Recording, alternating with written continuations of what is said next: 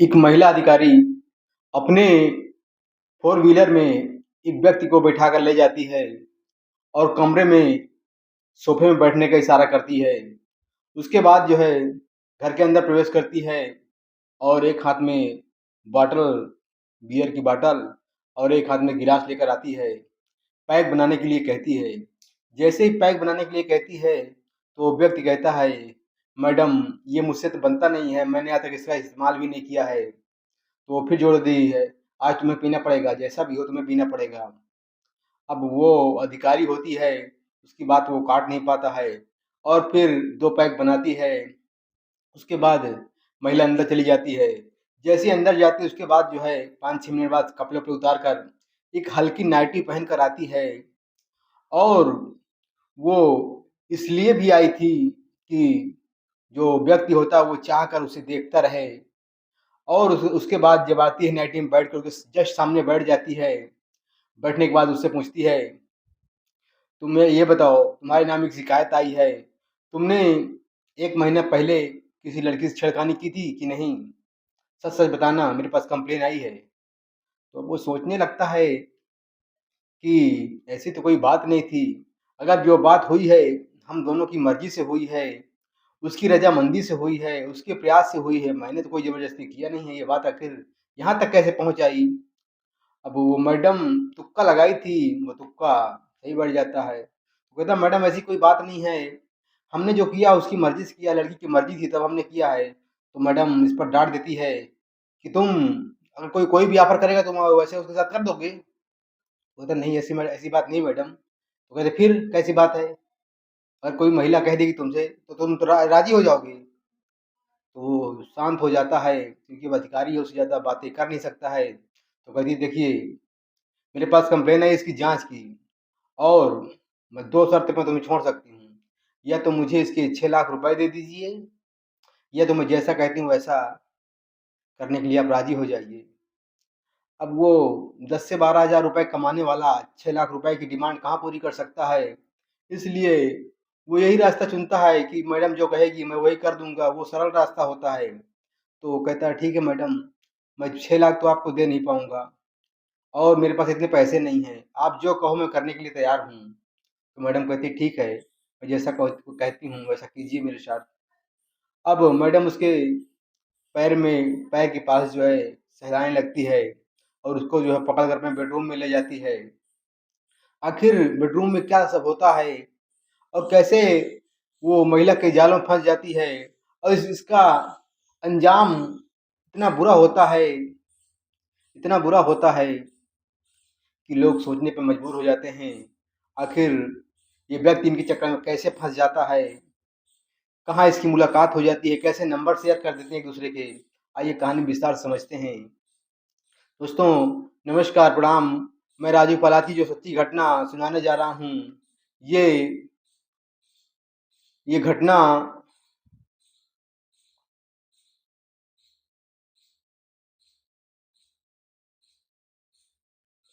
हरियाणा से है। हरियाणा में उस समय कोरोना का माहौल होता है, पूरी तरह से देश लॉकडाउन की स्थिति में होता है और जहाँ भी देखो कोई व्यक्ति सड़क पर दिखाई नहीं देता था, सिर्फ सरकारी कर्मचारी दिखाई देते थे। क्योंकि लॉकडाउन लगा हुआ था और सारे लोग घर के अंदर पैक हो जाते हैं कोरोना की स्थिति को देखते हुए और सड़कों पे सिर्फ अगर कोई दिखाई देता तो अधिकारी दिखाई देते थे, पुलिस की गाड़ियाँ दिखाई देती थी और जैसे धीरे से खुलता है कोरोना का हाल तो फिर लोग जो है काम पे निकलने लगते थे और एक दिन ऐसा होता है, एक रात को चेकिंग लगी होती है, महिला अधिकारी अपनी गाड़ी में बैठी होती है और एक व्यक्ति जिसका नाम संजीव होता है, ये छुट्टी से वापस आ रहा होता है। लेकिन उस समय उस चौराहे पर बहुत कुछ खुफिया विभाग के लोग होते हैं क्योंकि एक घटना हो गई तो उसी की जाँच में पड़ताल में लगे होते हैं। तो जैसे संजीव निकलता है इसको तुरंत जो है 2 पुलिस वाले रोक लेते हैं और महिला अधिकारी के पास लाकर खड़ा कर देते हैं। महिला अधिकारी बारीकी से जाँच करती है, ये इसमें दोषी नहीं पाया जाता है, सारा कुछ जो है इसका डिटेल-विटेल भर लेती है, नाम-वाम लिख लेती है, मोबाइल नंबर-वंबर सब कुछ जान मतलब समझ लेती है, उसके बाद उसे छोड़ देती है।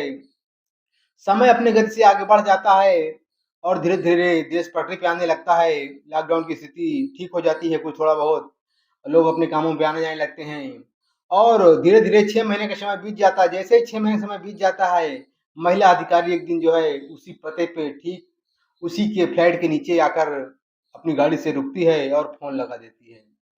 फ़ोन लगाती है तो उस समय लगभग 12 बजे होते हैं। एक एक मिनट फ़ोन करती है तो फ़ोन उठाता नहीं है क्योंकि गहरी नींद में सोया हुआ होता है। फिर दोबारा फ़ोन लगाती है तो उसकी नींद खुल जाती है।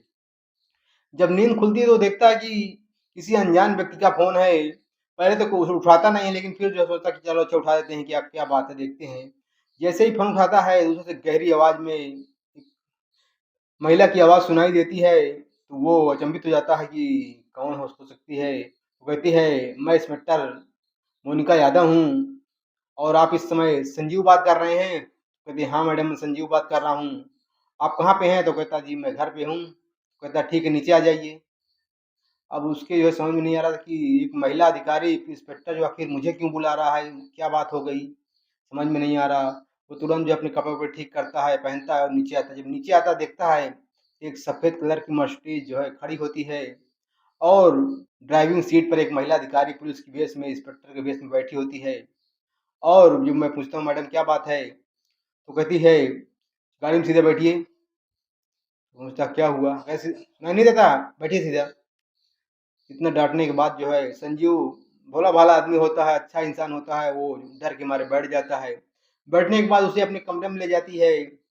कमरे में ले जाने के बाद जो है बेड की तरफ इशारा बैठने के लिए करती है, वो अंदर चली जाती है। जैसे ही अंदर जाती है, उसके बाद जो है एक बियर की बॉटल और 2 गिलास लेकर आती है और पूछती वह कि पैक बनाओ। तो कहती मैडम ये मैंने कभी बनाया नहीं, मुझसे बनता-वनता है नहीं है और 2 गिलास क्यों लाई हो? मैं इसका इस्तेमाल भी नहीं करता हूँ। तो कहती आज तो करना पड़ेगा। आज तो बच के जा नहीं सकते हो, आज करना पड़ेगा। बोलिए देखिए, एक लड़की की शिकायत आई है, आपने उसके साथ जो है कोई कांड कर दिया है, वो जो थाने शिकायत आई उसकी जाँच मैं कर रही हूँ और तुमने ऐसा उसके साथ क्यों किया? तो अब सोचने पे मजबूर हो जाता है कि मैंने किसी के साथ ऐसा किया नहीं, ऐसी शिकायत ऐसे आ कैसे गई? भाई जो भी हमने किया है महीने 2 महीने में लगभग तो वो तो उसकी मर्ज़ी से हुआ है, वो सोच रहा था अंदर-अंदर। बोला मैडम हमने तो कुछ ऐसा किया नहीं है, अगर किया है तो हमने उसकी मर्ज़ी से किया है। तो डाँट देती है महिला। क्यों? अगर कोई कहेगा तो कोई कोई ऑफ़र देगा तो तुम तुरंत एक्सेप्ट कर लोगे। तो ऐसा नहीं मैडम, कहे फिर कैसा है? अब उसको जो है बोलने नहीं देती थी मैडम, बोलती कि देखिए मेरे पास एक ऑफ़र है, ये तो 6 लाख रुपए मुझे दे दो, ये तो जैसा मैं कहती हूँ वैसा करने करिए मेरे साथ। तो अब 10-12 हज़ार रुपए कमाने वाला आदमी भाई कैसे कर सकता है? 6 लाख रुपए दे नहीं सकता, वो जो है सीधा रास्ता चुनता कि जो आप कहोगे वो मैं करने के लिए तैयार हूँ, गरीब आदमी था। उसकी बात मान जाता, उसके बाद जो है मैडम अंदर चली जाती है, वो 2 पैक बनाने के लिए बोलती है। और पैक बनाने के लिए जैसे वो बनाता है पैक, उसके बाद जो जाती है अंदर, अंदर जाने के बाद जो है वो हल्की सी नाइटी पहन के गाउन पहन कर आती है। देखने के बाद हर किसी का मन फिसल जाता है और होता वही भी है, संजीव का भी मन उसको देखने के बाद फिसल जाता है। वो उसके पास में आकर बराबर में बैठ जाती है। बराबर बैठने के बाद उसको टच करने लगती है, छूने लगती है इधर-उधर जो है और जब पैक पीते हैं, पैक पीने के बाद जो है उसको जो है कॉलर पकड़ के अपने कमरे में ले जाती है। चल जैसे मैं कहता हूँ वैसा कर। उसके बाद वो महिला अधिकारी जो है, उसकी उम्र रही होगी 34 से 35 वर्ष और इसकी उम्र भी 30 से 32 वर्ष रही होगी। महिला अधिकारी उसके साथ जो है सारी रात इस कदर संबंध बनाती है कि कोई कह भी नहीं सकता कि कैसे-कैसे, किस-किस प्रकार से वो संबंध बनवाती है और सारी रात ये सिलसिला चलता रहता है। सारी रात चलने के बाद जो है जैसे सुबह जो है वो अपनी ड्यूटी के लिए निकलना चाहता था, तो फिर वो मैडम उसके जो है पकड़ के खींच लेती है बेड में और कहती है, "कहाँ जा रहे हो?" आज छुट्टी कर लो, आज मैं भी छुट्टी कर रही हूँ, आज कहीं नहीं जाना है और फ़ोन करके बता दीजिए। मैडम भी अपने जो है थाने में फ़ोन करके बता दिया था कि आज नहीं आ पाऊँगी, ऐसी-ऐसी बात थी। उधर उसको भी छिट्टू ले लिया गया और उसके बाद जो है फिर सारा दिन सिलसिला यही चलता है। खाने के बाद जब भूख लगती थोड़ा बहुत खा लेती लेकिन सारा दिन सिलसिला यही चलता है। मैडम जब तक जो है मैडम का दिल भर नहीं जाता तब तक ये सिलसिला चलता है शाम तक।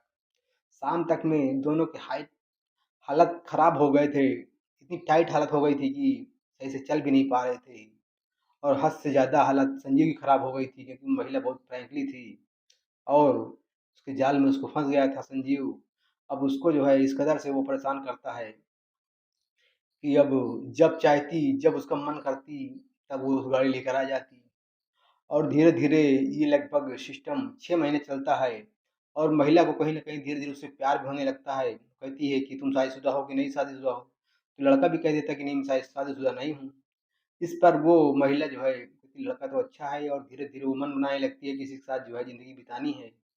और समय बीतता है लगभग 5-6 महीने बाद जो है लड़का एक दिन फ़ोन लगाती है, तो लड़का फ़ोन उठाता नहीं है। जब फ़ोन नहीं उठाता है तो फिर उसके कमरे तक पहुँच जाती है। जब कमरे में पहुँचती है, दरवाज़ा खटखटाती है तो एक महिला निकलती है। जब महिला निकलती है उसके अंदर से तो कहती है, "बोलिए मैडम क्या बात है?" तो मैडम कहती है कि "आप कौन?" कहती मैं उसकी पत्नी हूँ और मेरी एक बेटा भी है। वो हमारे पति हैं, वो सो रहे हैं। तो मैडम कुछ नहीं बोलती वहाँ से सीधा साफ जो है वापस लौट आती हैं और इतना क्रोधित होती हैं कि मैं जिसका सपने बुन रही थी, उसने मेरे साथ धोखा किया है, अब उसको मैं सबक सिखाऊँगी। और अगले दिन फिर जो है फ़ोन करती है और सीधा घर बुलाती है। जब घर बुलाती है, जब घर पहुँचता है संजीव, तो घर पहुँचते ही 2-3 थप्पड़ लगातार जड़ देती है महिला। जैसे ही महिला 2-3 थप्पड़ जड़ देती है, अब वो कुछ बोल नहीं पाता, कहती मैडम क्यों मार रही हो? तो कहती जब मैं तुमसे पहली बार पूछा था कि तुम शादीशुदा हो कि नहीं हो, तुमने क्या बोला था मैं शादीशुदा नहीं हूँ। तुमने मेरे साथ धोखा किया है। अब जो इसका अंजाम तुझे बहुत बुरा होगा। 3-4 थप्पड़ और लगातार जड़ती है, जिसमें गुस्सा उसको बर्दाश्त नहीं होता है। उसके बाद जो है उसको भगा देती है। भगाने के बाद चल तुझे बताती हूँ कल। कल अगले दिन ही पुलिस की गाड़ी आती है और उसको उठा ले जाती है। उठाने के बाद जो है कई तरह के केस लगा दिए, झूठे-मूठे केस कई केस लगाकर उसको अंदर कर दिया जाता है।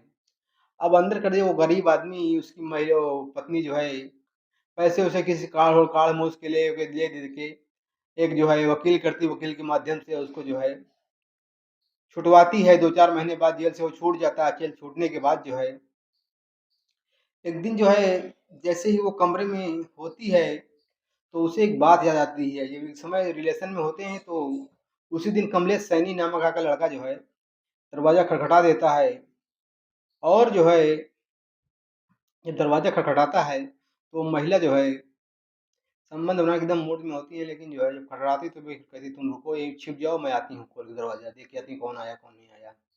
तो जब वो दरवाज़ा कपड़ा-वपड़ा ठीक करके जाती है तो वहाँ से जो है लड़ाई की आवाज़ आने लगती है। इधर लड़का सुनता है, संजीव सुनता है कि कोई लड़ाई की आवाज़ आ रही है, कोई लड़ाई कर रहा है मैडम से। तो बहुत देर तक लड़ाई होती है, लड़ाई होते-होते धीरे-धीरे जो है बेडरूम तक आ जाती है। उसके बाद जो है नाम उसका पता चलता है कमलेश सैनी नाम है और वो भी दरोगा है और धीरे-धीरे करके जो है मैडम उसको धक्के मार के निकाल देती है। जब निकाल देती है बाद में जो है कमलेश पूछता है ये कौन है? तो बोलता है कि तुमसे दुनिया से क्या मतलब है? ये हमारा निजी मैटर है, तुम इनके चक्कर में मत पड़ो। और संजीव चुप हो जाता है, उसे क्या मतलब है? फिर बाद में जो है होता है कि ये जो है अब दूरियाँ बनाने लगती है क्योंकि उसकी पत्नी आ गई थी तो अब ये दूरियाँ बनाने लगता है और 10-15 दिन बाद जब ये महिला फ़ोन करती है तो फिर जो है ये फ़ोन रिसीव नहीं होता है क्योंकि ये सो गया था। और उसके बाद जो है महिला सीधा उसके अंदर रूम तक पहुँच जाती है। रूम तक पहुँचती है तो दरवाज़ा खड़खड़ाती है, तो उसकी पत्नी निकलती है, बोली क्या बात है मैडम जी? तो मैडम कहती है कि संजीव नहीं है क्या? बोला है तो वो सो रहे हैं। कहते हो आप कौन? कहते मैं उसकी पत्नी हूँ, जी मेरा मेरा बच्चा सो रहा है। मैडम सीधे पाँव जो वहीं से वापस आ जाती है और इतना जो है भुका जाती है कि तुझे कल बताती हूँ। अगले दिन फ़ोन कर कर फिर रूम पे बुलाती है। जब से रूम पर पहुँचता है और उसके बाद जो है 3-4 थप्पड़ लगातार महिला जो है जड़ देती है संजीव के। संजीव रोने लगता है कि मैडम मेरी क्या गलती? क्यों मुझे मार रही हो? बोली तुमने धोखा दिया मुझे। तुमने जब पहली बार संबंध में आया मैंने तुमसे पूछा तुम्हारी शादी हुई कि नहीं? तुमने झूठ क्यों बोला मुझसे? मैं तुमसे जो है संबंध में तो उसमें तुम झूठ क्यों बोला मुझसे? बस इसी बात पर मुझे नाराज़गी है और फिर 2-3 छप्पड़ दर देती है और उसको भगा देती है डाँट के, चल तुझे कल मैं थाने में बताऊँगी। अगले दिन जो है थाने पहुँचती है मैडम तो तुरंत जो है वहाँ से 2 सिपाही आते हैं और इसको संजीव को उठा कर ले जाते हैं। उठा कर ले जाते हैं, कई मुकदमा जो है बनाकर जो है झूठ-मूठ का मुकदमा लगाकर थाने में जेल भेज देते हैं। जब जेल भेज देते हैं तो महिला उसकी जो है पत्नी परेशान होने लगती है। परेशानी क्यों ना हो भाई, किसी के पति अंदर जेल चला जाएगा तो परेशानी तो होगी ही। अब वो किसी तरह से जो है वकील करती है, वकील करने के बाद जो है 2-3 महीने बाद जो छूट कर आता है जेल से।